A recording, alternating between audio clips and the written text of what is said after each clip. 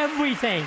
Everything that has happened since has been unbelievable. Welcome to MsMojo, and today we're counting down our picks for the top 10 moments that made us love Ke Huy Quan. The only thing I do know is that we have to be kind. For this list, we'll be looking at the roles, interviews, and stories that turned this Vietnamese-American actor into an all-around winner.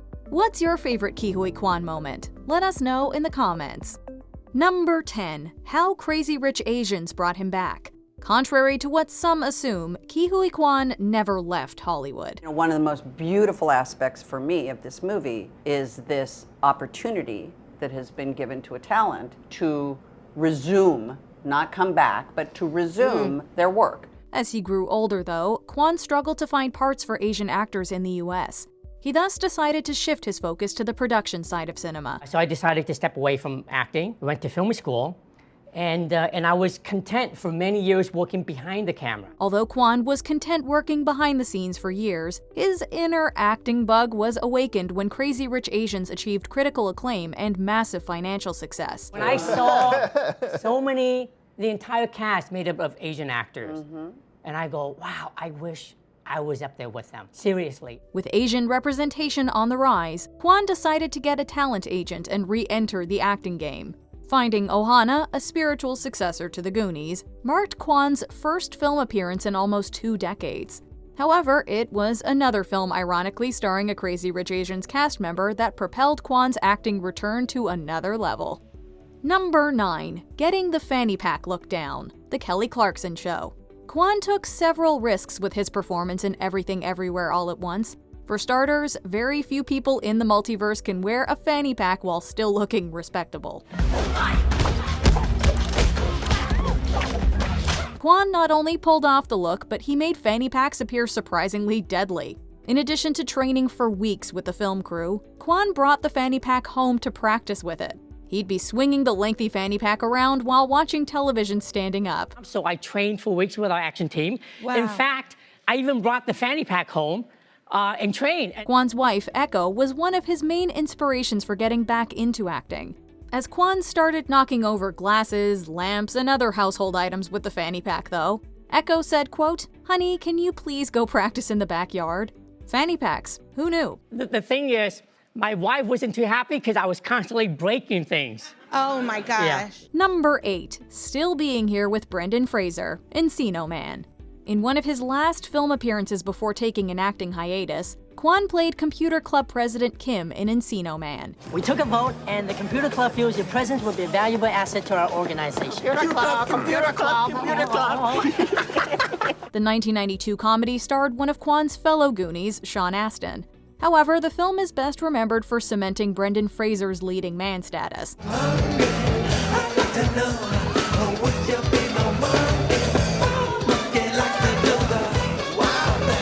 After various setbacks, Quan and Fraser made triumphant returns to the limelight around the same time in 2022. Quan would praise Fraser's tear-jerking acting feat in The Whale, while Fraser hailed Quan's work in Everything Everywhere as the, quote, performance of his lifetime.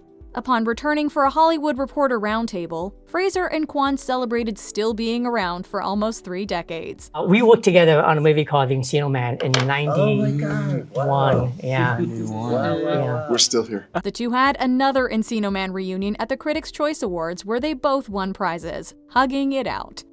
Number 7. His TV work.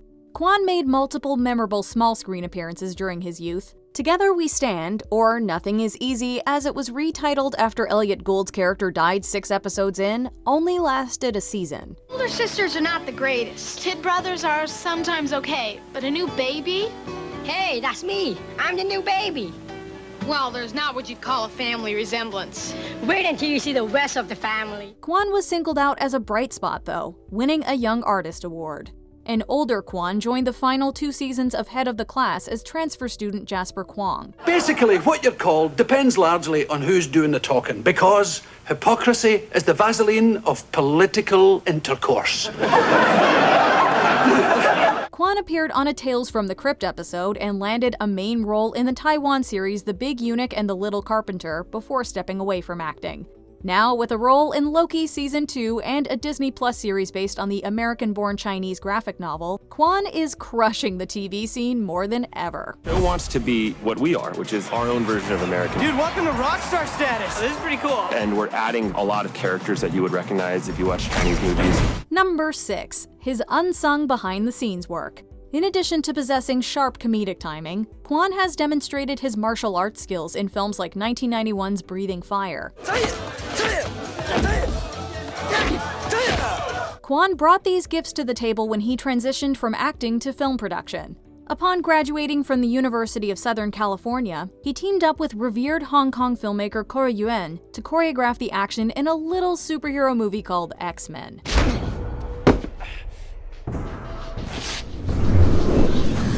Shortly after, Quan served as his assistant again in the Jet Li sci-fi action movie The One. In addition to stunt choreography, Quan has worked as an assistant director on the romantic drama 2046. 如果嗰晚冇撞到佢，我就唔會見返呢個號碼。之後亦都唔會有2046呢個故仔。 Almost 20 years after working with Wolverine, more people are starting to realize that Quan is a superhero in his own right. Number 5. His enduring friendship with the Goonies cast.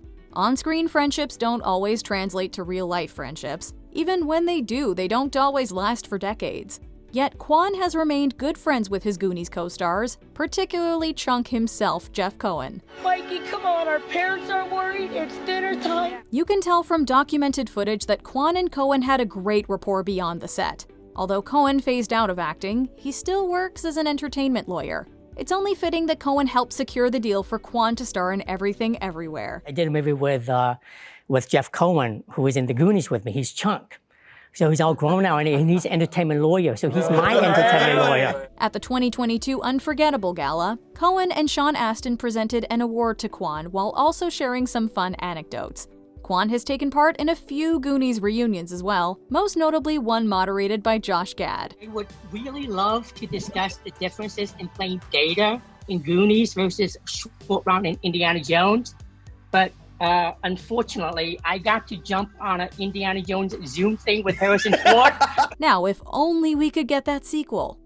Number 4. Thanking Steven Spielberg, 80th Golden Globe Awards. Quan has won numerous awards for his performance in Everything Everywhere, including the Golden Globe for Best Supporting Actor. On the same night that Steven Spielberg picked up a few Globes for The Fabelmans, Quan didn't forget to thank the director who gave him his start almost 40 years earlier. I was raised to never forget where I came from and to always remember who gave me my first opportunity. I am so happy to see Steven Spielberg here tonight. Steven, thank you!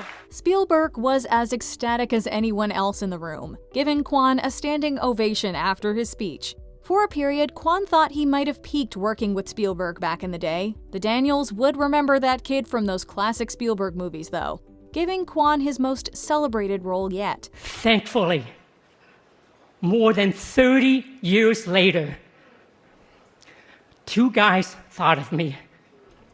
They remembered that kid,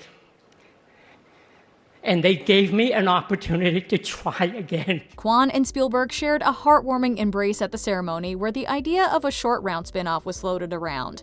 Speaking of which, Number 3. Stealing the show as Short Round, Indiana Jones and the Temple of Doom. In the early 80s, Quan accompanied his little brother to an open call audition for the Indiana Jones sequel. Although Quan wasn't there to audition, the casting director asked him to read. And my little brother went to audition, I tagged along. Isn't that always the way? It's always how it goes. Yeah. And I was coaching him behind the camera, and the casting director saw me and asked me if I wanted to give it a try, and I did. Not long after, Quan found himself working with Spielberg, George Lucas, and Harrison Ford. At a time when Asian actors generally weren't given prominent roles in blockbusters, Quan truly felt seen. Hey, Dr. Jones, no time for love. We got company. He shined as Indy's sidekick, even improvising the card scene. Quan also picked up a few lessons from Ford, like how to swim. Yeah. And when Harrison Ford found out that I didn't know how to swim, he says, "Kid, come on, let me teach you." So to this day, I learned how to swim is because of him. Harrison Ford taught you how to swim? Yeah. 38 years later, Quan and Ford both happened to be at D23 promoting new projects. Quan wasn't sure if Ford would recognize him until he asked, "Are you Short Round?" To which he replied, "Yes, Indy." Cue the big hug. Number 2. Richard Data Wong, The Goonies. Only a year after playing Short Round, Quan appeared in another Spielberg production. Quan didn't even have to audition for Data, who has more gadgets up his sleeve than 007. Wings of flight!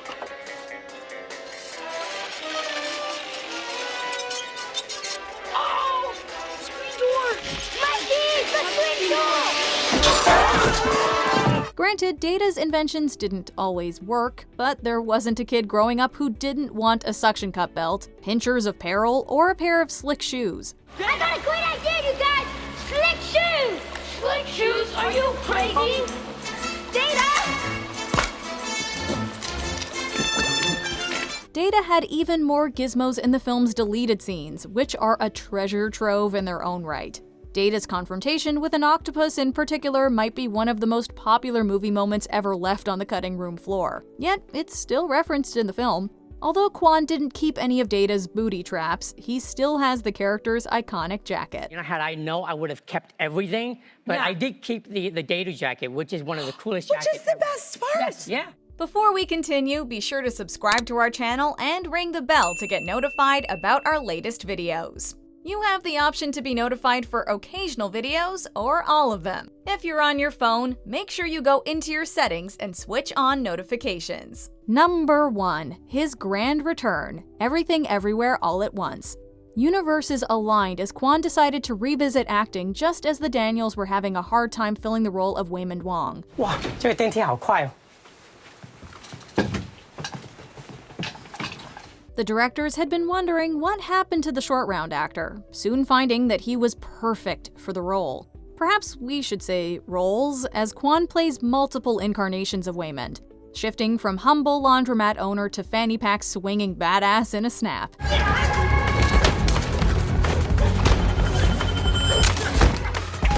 In addition to demonstrating his physical versatility, Quan masterfully balances humor and empathy in a performance that promotes a simple yet profound message: be kind. He does all of this while acting opposite the legendary Michelle Yeoh as the practical Evelyn. Your mind is like a clay pot holding water. Every jump opens another crack, causing things to leak through.